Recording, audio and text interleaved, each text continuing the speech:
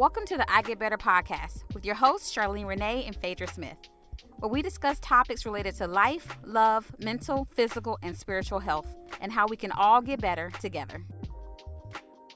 Hello, and welcome back to the I Get Better podcast with your hosts, Phaedra Smith and... I'm Charlene Renee. And of course, we love to be able to talk to you guys about things that are going on in our lives from a mental health standpoint. So today's topic is I get better when I get and keep my peace. So we'd like to start with making sure we define the word, because when we define the word or phrase, that gives us the ability to fulfill it. So Charlene, what's the definition of peace? So the dictionary definition of the word peace is freedom from disturbance or tranquility. And I took it a step further to define what disturbance is. And disturbance is the interruption of a settled and peaceful condition. So we want to be free from disturbance. That could be quite difficult in 2020. True. So I guess it's not that we don't want to have peace, but I like that we said we have to obtain it and then keep it. Right. So I know for me, and it might be different depending on your belief system, but for me, going into 2020, I am a different person now than I was going into it. I now have more of an understanding for me in my personal life that a part of me obtaining and keeping peace not only comes from me, but also comes from my prayer life and like spending time with God. And so that is what helps me to kind of keep it despite the hurricanes and politics and the racial things going on and just regular life, like the stuff that was already going on before coronavirus and all the other stuff, before 2020, just regular life, just your relationships and children and work and school or whatever you're going through. And then the loss of loved ones that some of us have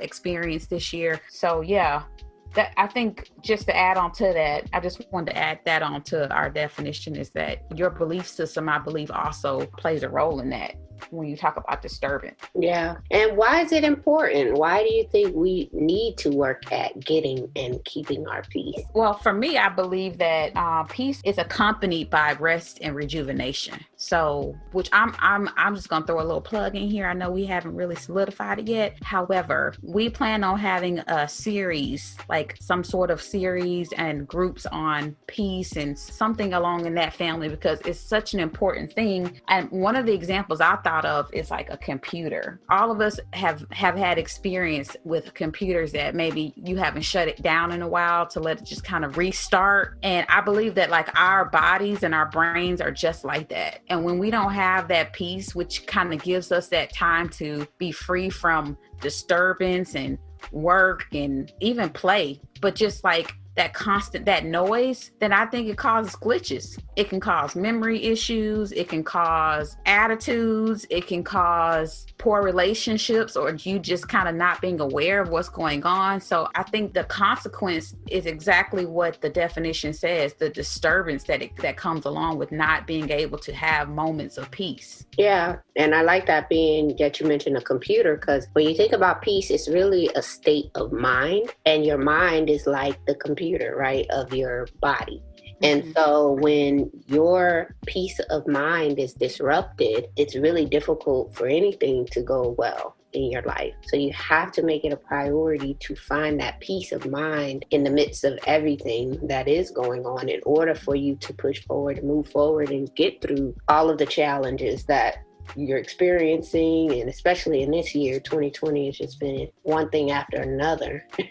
Right. So it's really important to be more intentional about getting your peace. And we might have to do that every day. Based on what we're seeing and what's going on. Multiple times. So speaking of that, it reminds me of, you ever been in a situation so as a parent, most parents have been through this. And even if you're not a parent, I'm sure you've noticed this. So I remember one time my son was just bouncing the ball in the house, and my brother or someone was in the house, and they were looking at me like, I think it probably had been going on for like 5 or 10 minutes. I don't know. But I was totally checked out. so you just kind of get used to the noise, right?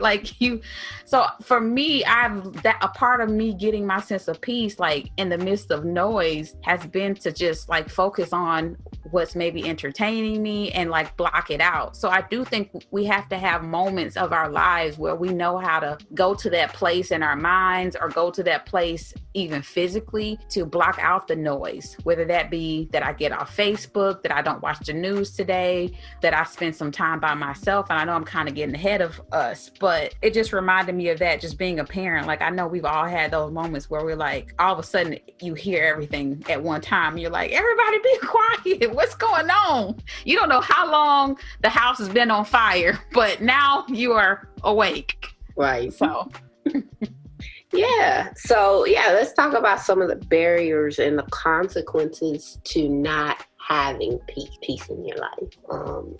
I know I have one that's really a barrier to getting peace, and that's not recognizing when you're in a state that is dysfunction. Because if you can get into a state of chaos for so long, it's hard to recognize that it's chaos anymore. So you may not even know that you're in a state of unrest or disturbance. And that can be a barrier to overcoming your situation. Now, what's chaos for one person may be normal for another, and it isn't something that bothers them. But there are certain things that outsiders can readily look at and say, like, that is dysfunction. Right. Chaos. Like you said, there are some people who can live in a house that's just a mess, and like other people walk in and say, how can you function in this? And they're like, what are you talking about? Everything's perfectly fine. Mm-hmm. And it looks like a bomb went off in your house, right? Or it's just noisy. Yeah. And you walk in and you're like, how do you tune this out? Like, these kids are running them up. Yeah. But for them, it's become the norm that they no longer see the disturbance as a disturbance. Yeah. And I do think that can or has potential to be toxic and unhealthy. But I do think that people have different levels of tolerance. Some people are more sensitive to certain things. Also, some people are just, I don't know, they've normalized toxicity. So they've gotten comfortable in the discomfort. Right. Yeah, I definitely have a low tolerance for noise. Like, I'm bad about that. Like, I do not like noise. I don't like kids being loud. Like, I'm just very sensitive to noise. Yeah.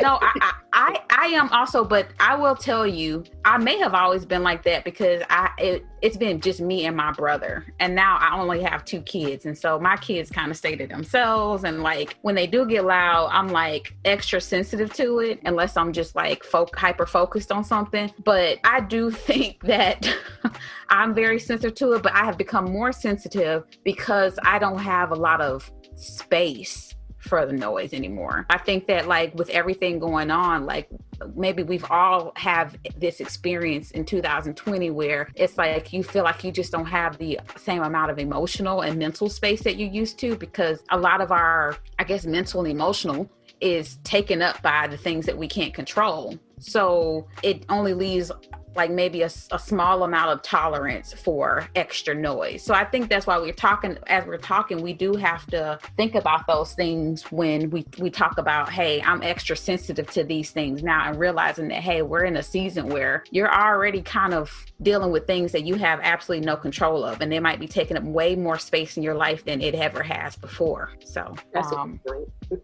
Yeah. So you were talking about consequences or barriers, right? Which one? Was it barriers? Yeah.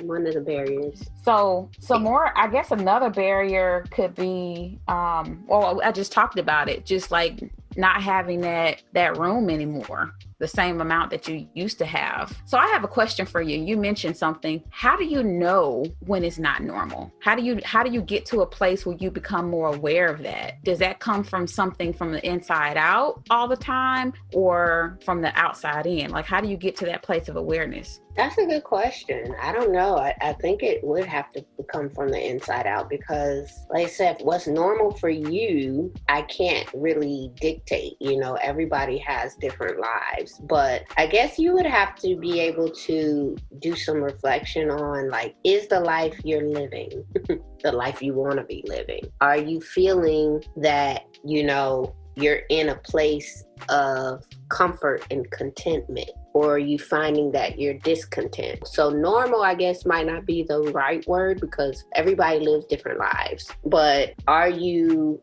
healthy? Right. Are you feeling emotionally stable in the state you're in? That's good. Because there are things that, you can recognize where I just don't feel right. Like I feel like, because you can look at certain people's lives and it looks like they have it all together and it's all put together, and they can be tormented internally and we wouldn't know from the outside looking in. And that person may be at a place of disturbance and not at peace. And their house is perfectly clean and neat and orderly, and their children are behaving, and they have a good job, and they're making enough money. Like all of the things on the outside could be looking like they should be at peace, but yet they're emotionally not at peace. Right. So it's really something you have to check in with yourself and know, like, am I content or am I ill at ease? So I don't know that you can tell someone else if their life's not normal.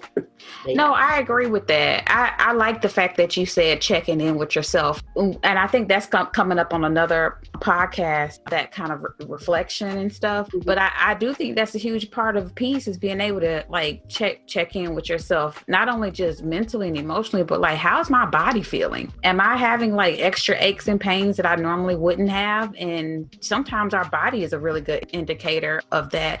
But also the external part is like maybe like having friendships or people that in your life that can say, hey, you're not looking the same. Mm-hmm. And maybe that's your like cue to check in with yourself. So go ahead. Sorry. I was just going to say like a few other things that can keep you from finding peace or from getting the peace or being disturbed in your peace. So there are many things, but just a few I want to touch on is fear, like having a lot of fear about the future, unknown, worrying about what's going to happen in the future, worrying about things you can't control, trying to control other people. That's a big way to disturb your peace, when you're thinking about trying to get other people to do what you want them to do or say what you want them to say, especially in social media, the age of social media. Like a lot of peace can be disturbed because you want other people to act and respond in the way that you would.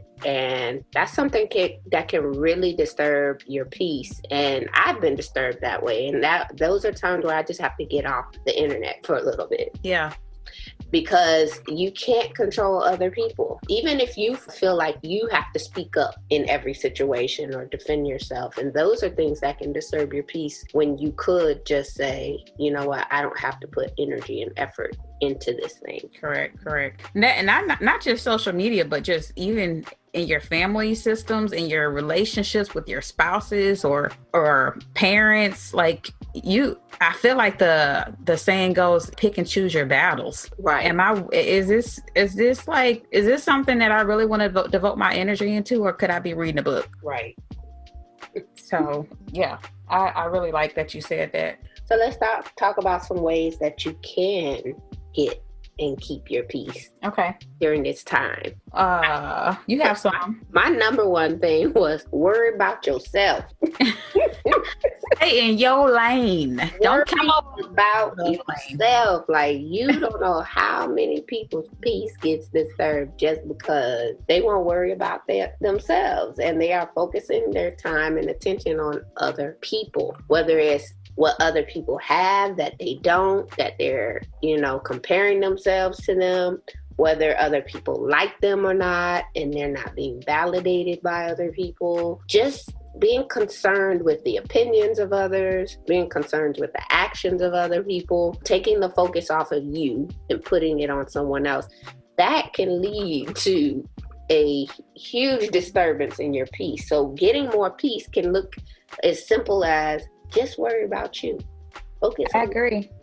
Mind your business. Some of us, we do have, it comes from a place of love and concern and maybe even fear. Like, I'm afraid if they don't change, then something will happen. So it comes from a very good place. But again, it goes back to that you cannot control certain things. Like, I don't know who told us we could, right, but we have gotten hooked to the wrong definition of peace and love. And so there's an old song that is a church song. It says, "Sweep around your own front door before you try to sweep around mine." And I think that, like, I ain't never heard that song. Oh yeah. It's an old gospel like song. Sweep around your own front door before you try to sweep around mine. Okay.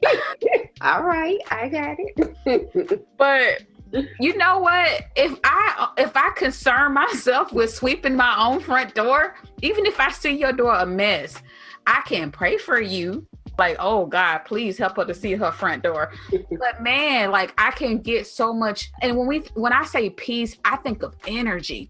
Mm-hmm. I can save my energy and use it in the ways that are going to be the most powerful. If I'm constantly sweeping your door and everybody else's door, then I got to go home and sweep my own door, or I don't sweep my front door because I'm exhausted. But that's literally what we run around doing on social media, and even in just in our life at work or at home, even with our spouses, or especially with like our kids and our spouses, because we feel like their front doors are going to affect us, which they may, but again, you can't control that. Mm-hmm. So one that I have is be intentional. I think that, and I'm probably going to say that in almost every podcast, because I think that is so important to be intentional. What does it mean to be intentional though?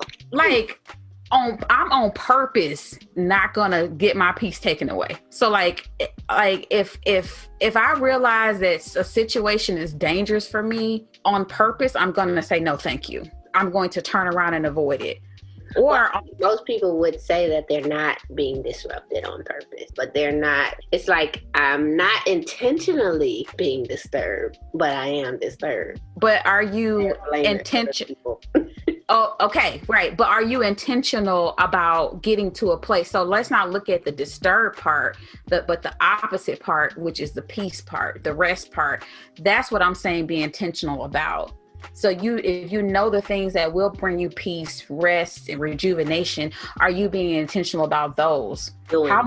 Right. How much are you getting more light than dark in your life? Are you getting more peace and rest and rejuvenation than disturbance? Like, what am I surrounding myself with on purpose? Right. Yeah. I think, and then another thing I wrote down is a practical way to get peace is to find or create a quiet space somewhere in your life. Quiet, that's why peace and quiet goes together. When people use that phrase, they say peace and quiet. Yeah. I don't know that you can truly find peace if you never get in a place of quiet.